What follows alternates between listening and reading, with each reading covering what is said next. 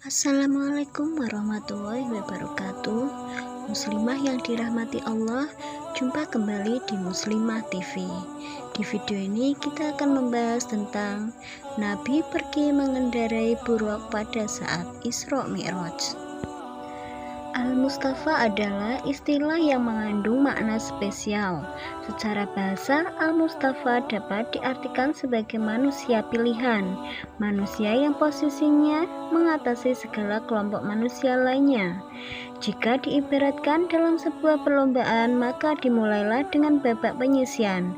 Mereka yang lolos dari penyisian akan melaju ke babak perempatan final. Mereka yang lolos dari perempat final itulah namanya Al-Mustafa, dan mereka yang memenangi pertandingannya ialah Al-Mustafa. Demikian perumpamaan ini untuk mempermudah memahami betapa tingginya tingkatan Al-Mustafa. Namun boleh saja Allah Subhanahu wa Ta'ala memilih Nabi Muhammad SAW sebagai Al-Mustafa tanpa melalui proses tersebut. Karena apapun dan bagaimanapun Allah Subhanahu wa Ta'ala adalah yang maha paling kuasa. Begitulah Nabi Muhammad SAW sebagai Al-Mustafa memiliki kelebihan dan keistimewaan. Di antara kelebihan dan keistimewaan itu adalah perjalanan Rasulullah SAW yang dikenal dengan Isra dan Mi'raj.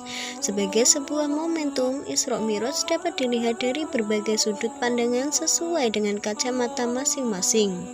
Para ilmuwan memandang Isra Mi'raj dari sisi ilmiah, para filsuf membahas Isra Mi'raj dari teori filsafat, begitu juga para ahli kalam berdebat tiada putusnya mengenai Isra Mi'raj SAW. Demikianlah keabsahan memandang Isra Mi'raj dari berbagai perspektif. Tetapi sebaik-baik perspektif adalah yang mampu menambah keimanan. Demikianlah serial Isra Mi'raj ini akan menghadirkan berbagai kejadian perjalanan Rasulullah SAW yang dimulai dengan buruk sebagai wahana transportasinya. Adapun mengenai bentuk buruk, Rasulullah SAW menyinggungnya dalam sebuah hadis yang berbunyi dari Anas bin Malik bahwasanya Rasulullah SAW berkata, "Aku diberi buruk, dia hewan tunggangan yang berwarna putih lebih besar dari keledai, tapi lebih kecil dari bihol yang satu tanduknya terdapat di pucuk kepalanya." Demikianlah setelah Allah Subhanahu wa Ta'ala mensucikan Rasulullah SAW secara lahir dan batin yang dilakukan dengan membasuh jasmaninya menggunakan air Zam-Zam, Allah pun mengisi jiwa Rasulullah SAW dengan ilmu, hikmah, iman, dan keyakinan karena merupakan syarat mutlak menghadap kehadiratnya. Di malam yang ditentukan itu, segalanya sudah diatur dengan rapi, telah disiapkan untuk perjalanan Rasulullah SAW, sebuah buruk yang siap mengantar dengan cepat ke beberapa titik pemberhentian sesuai dengan jadwal. Buruk adalah kendaraan yang didatangkan dari surga sebagai alat transportasi super cepat yang membawa Rasulullah SAW dari Makkah ke Baitul Maqdis seperti kilat. Dalam sebuah hadis diterangkan, namun pada mulanya buruk menunjukkan keliharannya. Ia terkesan enggan ditunggangi Rasulullah SAW, tetapi Jibril dengan sigap mengendalikannya seraya berkata, "Wahai buruk, tidak malukah engkau? Demi Allah, orang yang akan menunggangi engkau adalah orang yang paling mulia." Barulah buruk memahami posisinya sebagai kendaraan pilihan yang bertugas mengantar pilihannya, yaitu Muhammad Al-Mustafa. Maka berubahlah sikapnya menjadi jinak penuh takzim kepada Rasulullah SAW.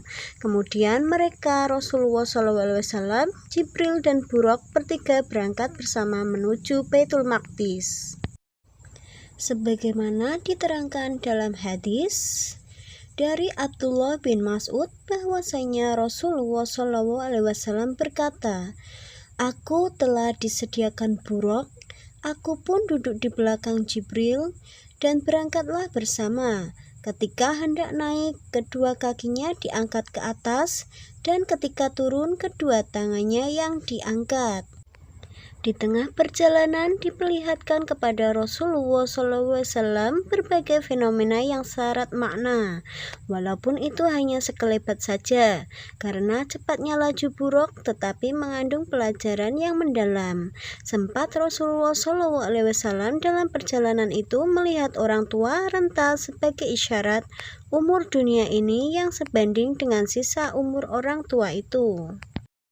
Rasulullah juga diperlihatkan seseorang yang memecahkan kepalanya sendiri sebagai tanda mereka yang berat melaksanakan sholat, juga para pezina, pembangkang zakat, pengkhianat, dan tukang fitnah. Semua ditunjukkan kepada Rasulullah SAW sebagai isyarat model kehidupan yang harus siap-siap dihadapi dalam dunia kenyataan selama bertugas sebagai utusan Allah Subhanahu wa Ta'ala. Sampai di sini video kita kali ini. Terima kasih sudah menonton video kami Muslimah TV. Wassalamualaikum warahmatullahi wabarakatuh.